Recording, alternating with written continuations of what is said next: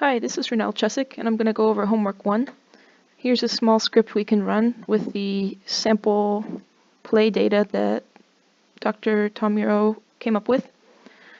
Let's go ahead and run this with a couple of breakpoints to show the changes that we made.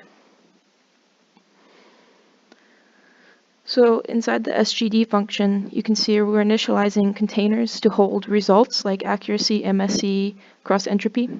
And it'll just be a matrix of zeros.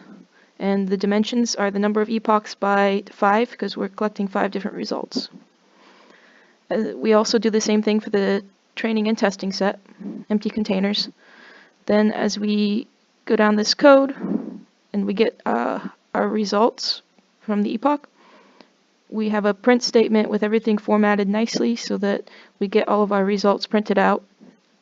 Then if there's test data, we do the same thing for the test data.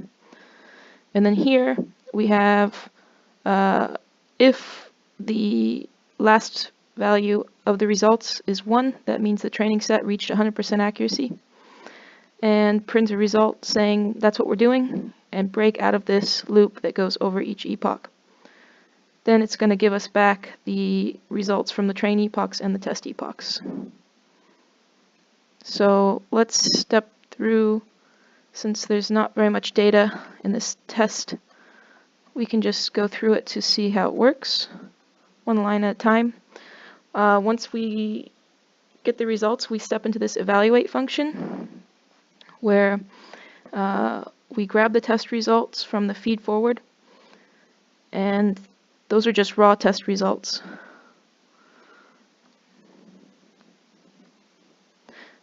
Then the number of instances is n.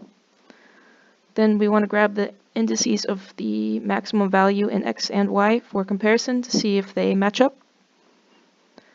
Then the number of correct is based on whether or not those indices are the same. Notice here we're using the max indices, which we created here. Then accuracy is just the number correct divided by how many there were. Then here's our mean error, which uses the raw test results.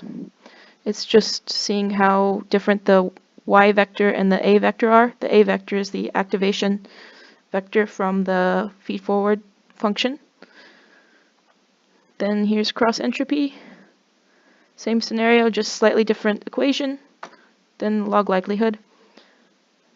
Then we put all of these answers into an array, and it's going to come back out into our SGD function. So here's back to our SGD. And we have the results from that evaluate.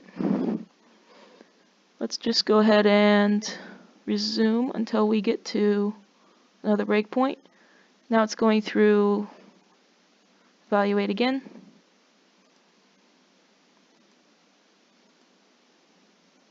Then we just hit early stopping because results 4 is 1. We can confirm that here.